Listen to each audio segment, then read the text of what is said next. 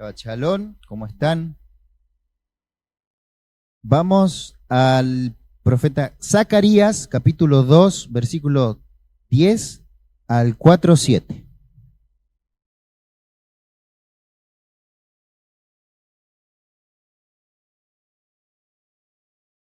Zacarías, capítulo 2, versículo 10 al 4:7.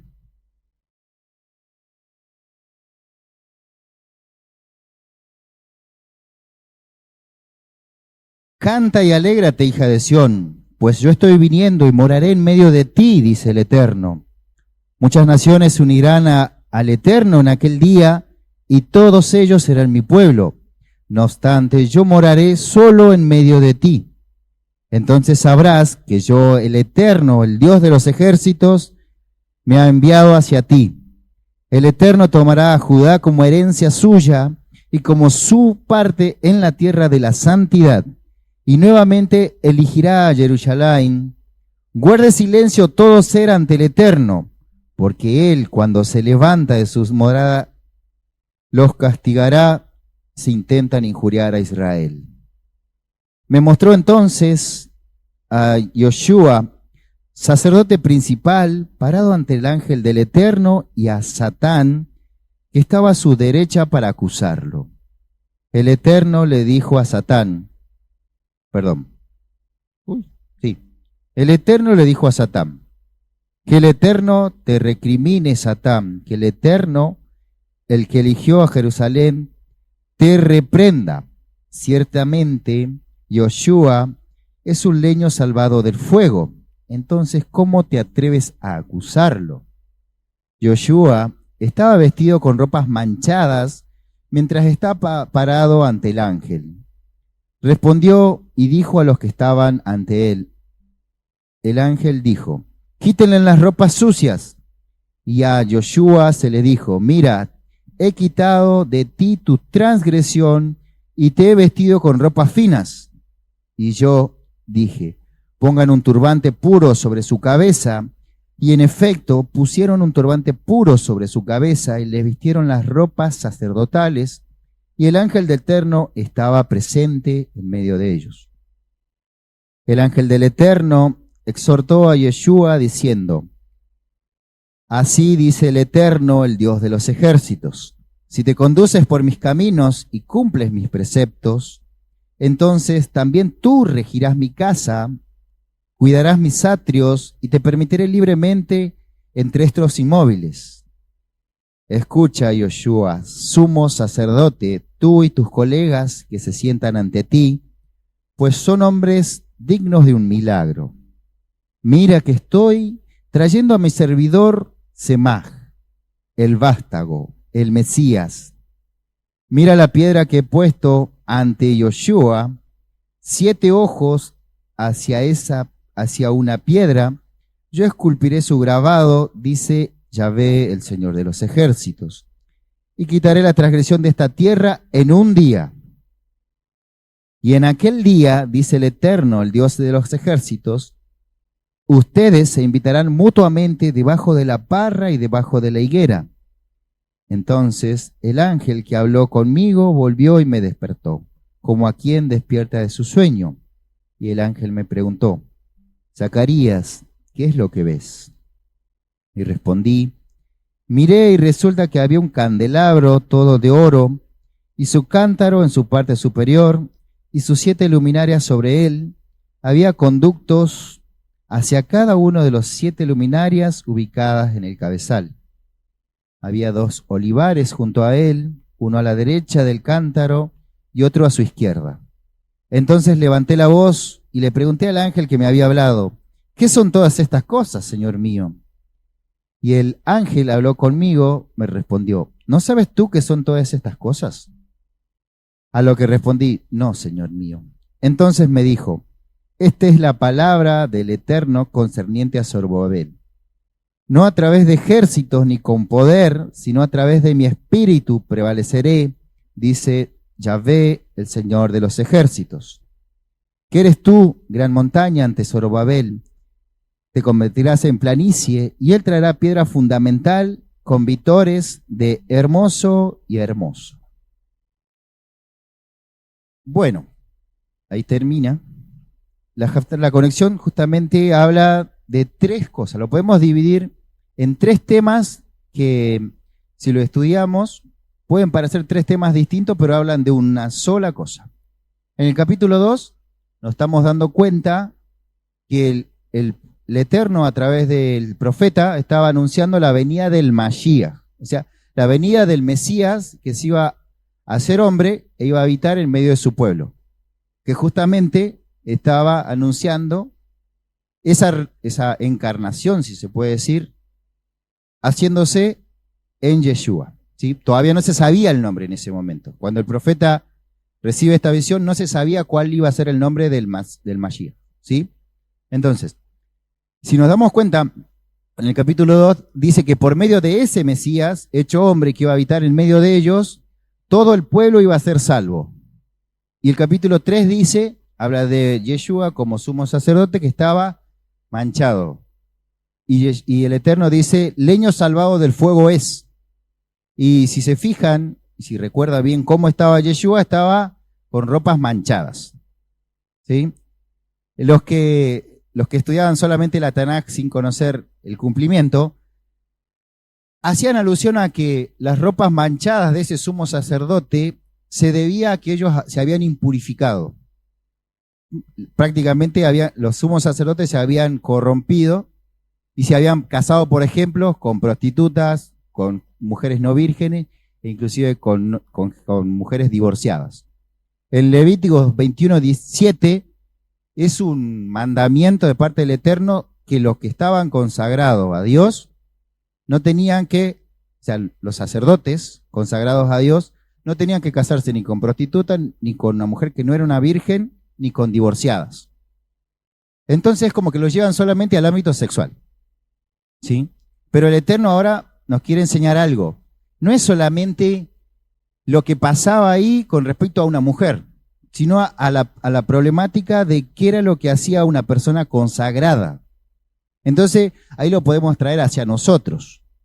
Yo siempre cuando relaciono a una mujer puedo relacionar a mi alma, mi vida, tu vida, ¿cómo está?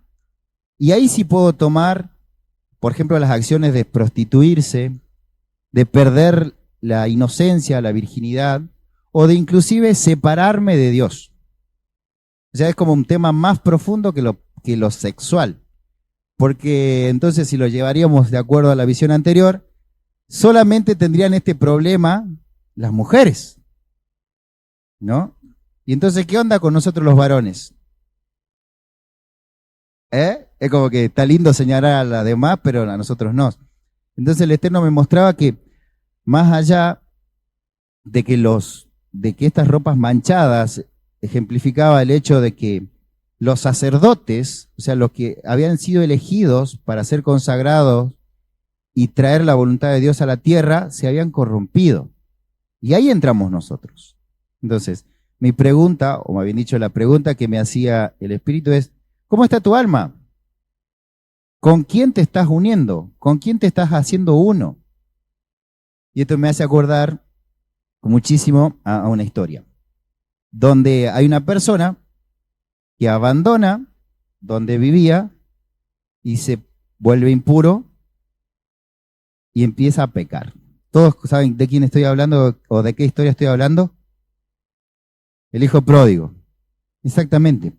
El hijo pródigo es la representación de vos y yo cuando de alguna manera perdemos o decidimos dejar esa conexión con Dios e ir a buscar placeres que de alguna manera te van haciendo degradar, de alguna manera te van haciendo sentir indigno.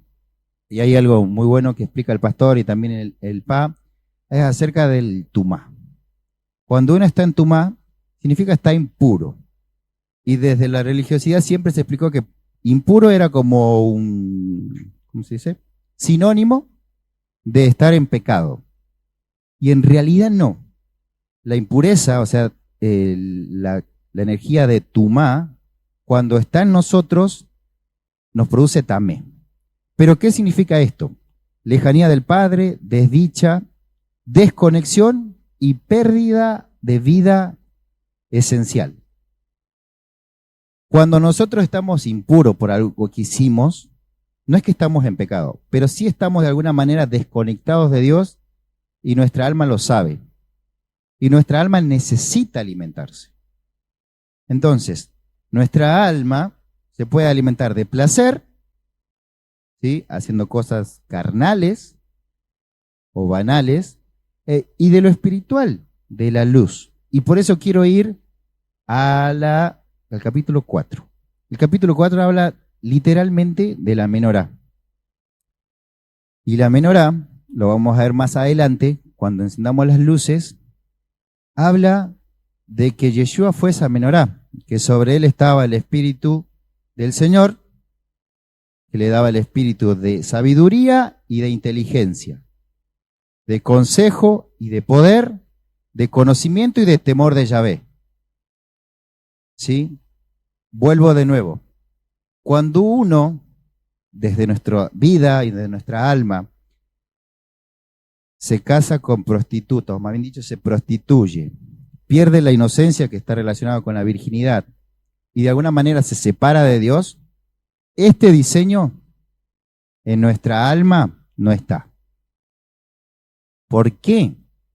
Porque nosotros somos llamados, así como Yeshua, ¿sí?, trajo sobre él, más bien dicho, su Espíritu Santo, el Espíritu Santo del Eterno, él elevó, ¿sí?, elevó la condición de ser humano. O sea, por el pecado, el ser humano había caído. Por el pecado, vos y yo estábamos destituidos de la gloria de Dios. ¿Sí? Y ahí me gusta mucho, ¿dónde era que decía? ¿Se acuerdan de que en el relato del hijo pródigo, ¿sí?, él se va y él después vuelve en sí y es restituido? O sea, dice que fue restituido en vestido, se le puso el anillo y el calzado. Y acá en Joshua le dice que le quitaron la ropa y también le dijo, quito de ti tu transgresión y te he vestido de ropas finas. Es como, acá hay una acción. O sea, el Padre, en este caso el Eterno, al que se había impurificado, al que había pecado, al que había transgredido, lo vuelve. O sea, tu alma, nuestra alma, de alguna manera, cuando no ha aceptado a Yeshua, se lo conoce como muertos en delitos y pecados. El muerto y delito de pecado no es solamente estar teniendo relaciones sexuales con otro, envidiando o matando, sino es desconectado o muerto a tu propósito, muerto al propósito que Dios pensó para vos. ¿Sí? Y si volvemos al principio, al capítulo 2, se anuncia al Mesías y que iba por medio de él iba a ser su pueblo salvo. Cuando se manifiesta Yeshua como el Mesías, o más bien dicho, al Mashiach como Yeshua, él unifica. Y a mí me gusta mucho. ¿Ustedes han leído alguna vez Efesios 2? Efesios 2 dice que la misericordia de Dios se extendió a través de Yeshua para que todo su pueblo sea purificado. Y dice, aun cuando estábamos muertos en nuestros delitos y pecados, Dios, que es grande en misericordia, nos dio vida juntamente con Cristo. E hizo de los dos pueblos uno solo, dando ese acceso al Padre por medio de un mismo Espíritu Santo. Entonces ustedes ya no son extranjeros ni advenedizos, sino conciudadanos de los santos y miembros de la familia de Dios. Y si lo podemos llevar de alguna manera, el Eterno nos está mostrando una nueva humanidad. Una nueva humanidad mesiánica. ¿Qué significa una nueva humanidad mesiánica? Una nueva humanidad, vos, yo, con estas capacidades, buscando la unción del Espíritu Santo para que recibamos sabiduría e inteligencia, el consejo y el poder, el conocimiento y el temor que realmente nos enseña a vivir la vida. Porque la sabiduría te dice lo que te conviene y lo que no te conviene. La inteligencia te hace llevarla a cabo.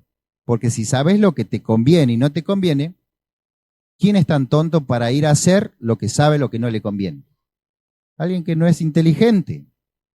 Y entonces hay que sujetar nuestra alma al poder del Espíritu Santo. Nosotros somos vencidos por nuestros pecados, por nuestra concupiscencia, cuando el poder del Espíritu Santo no está fortalecido. Y ahí lindo, me encanta Pablo, porque dice, tu poder se perfecciona en mi debilidad. Todos tenemos una debilidad. Y nos vence la debilidad cuando no hay poder del Espíritu Santo. Y lo digo también involucrándome con ustedes. Yo, digamos, ¿quieren hacer algo? El pecado o la concupiscencia me vence cuando en mí no hay poder del Espíritu Santo. Entonces necesitamos ese poder del Espíritu Santo. Y el consejo es saber realmente guiar hacia los demás lo que nosotros ya encarnó. Y esto viene en pares. El pastor y el apóstol siempre enseñaron que son pares. La sabiduría y la inteligencia es un par, que es como una manifestación en dos vértices, se puede decir. Entonces, lo que yo quería llevarlos a ustedes es que valoremos ese sacrificio de Yeshua, porque así como el profeta Zacarías anunciaba que en algún día iba a ver el Eterno manifestándose como hombre y habitar en medio del pueblo, ese pueblo venimos a ser nosotros, porque desde el lado de Zacarías solamente se estaba dirigiendo a la casa de Judá. O sea, el Mesías sí vino por la casa de Judá porque fue descendencia de David. Pero a su vez, la salvación, como dice Pablo a los Efesios, fue para todos los dos pueblos, los que no eran su pueblo y los que sí eran, pero aún así habían pecado. Entonces el Eterno nos llamaba, o también me llamaba a mí y a través mío a ustedes, a realmente retomar hacia Dios. ¿Sí? ¿Cuánto vas a seguir viviendo en la dirección que estás viviendo?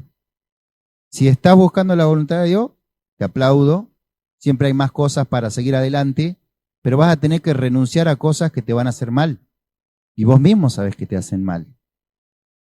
Y si estás yendo hacia el lado contrario, de alguna manera alejándote de tu propósito, hay algo que nunca va a cambiar. El propósito que tiene para vos, a la larga o a la corta, se va a cumplir.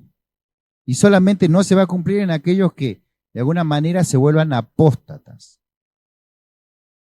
¿Entiende? O sea, el propósito del Eterno para cada uno de nosotros fue pensado hasta antes de que nosotros fuimos engendrados. Aún antes de que todas las decisiones que tomamos las hayamos hecho. Entonces lo que no cambia es el propósito. Lo que sí cambia es nuestra decisión. ¿Sí? Y esto es como un llamado. Es como un llamado, hey, donde vos estás, te falta para cumplir tu propósito. Y acá tenemos algo muy bueno y desafiante para cada uno de nosotros. Si me preguntás a mí cuál es tu propósito, yo te digo, no sé. Si vos me preguntás a mí cuál es mi propósito, tampoco. Pero yo sé quién lo sabe. Entonces, esto es la invitación, a que busquemos al Eterno para que realmente se revele nuestro propósito o el para qué vivimos. Y justamente es encarnar ese diseño que Él pensó para nosotros, el diseño Mesías. O sea, el diseño Mesías es vos, yo, con el Espíritu Santo, transformando todo lo que hay en nuestra vida y alrededor. Y entonces tenemos ese santo y bendito hermano mayor que lo hizo. O sea, nosotros no tenemos que ir de alguna manera, ir a vencer a Satanás, porque Satanás ya fue vencido. O sea, fue vencido y acá dice, hay un día que va a ser vencido. Y ese día fue cuando Yeshua fue sacrificado. O no, perdón. Fue vencido cuando resucitó. ¿Sí? Entonces, esa posibilidad está dispuesta para nosotros. Entonces tenemos que darnos cuenta de esto, que la impureza no nos tiene que alejar más de Dios. Entonces, ser rápido, así como el hijo pródigo cuando dijo que estaba ya en la última, sintiéndose la peor basura del mundo y menos que un chancho, recapacitó y dijo, en la casa de mi padre, aún el de más bajo rango, recibe mejores cosas que yo. Entonces, es como un llamado a la acción a que volvamos a Él y dejemos de desperdiciar lo que Dios nos ha dado. Y es un llamado tan fuerte que nos da justamente ahora, antes de que empiece el próximo mes. El próximo mes tiene algo muy bueno, que es lo que te va a llevar, y después el pastor le va a explicar más adelante, es tu alma hacia dónde se va a dirigir, hacia ser como una oveja o como una cabra. Y el Eterno nos está haciendo este llamado, antes de eso, como avisándonos, hey, dentro de los próximos días vos vas a tener que tomar decisiones que te van a llevar a alejarte de Dios o de alguna manera dejarlo de lado, porque no es que te alejas de Dios, no te puede ir a ningún lado, o sea, a donde vayas Dios te va a encontrar. Pero sí, su obrar, más bien dicho, como voluntad, no va a estar tan presente como la unción del Espíritu Santo. Entonces yo los aliento a que realmente podamos tomar esto como un llamado. Y justamente demos gloria al Eterno, porque ya Yeshua ya pagó el precio. Y por Él nosotros somos redimidos. Entonces, por eso los bendigo y que realmente sea el Eterno en ustedes. Shalom.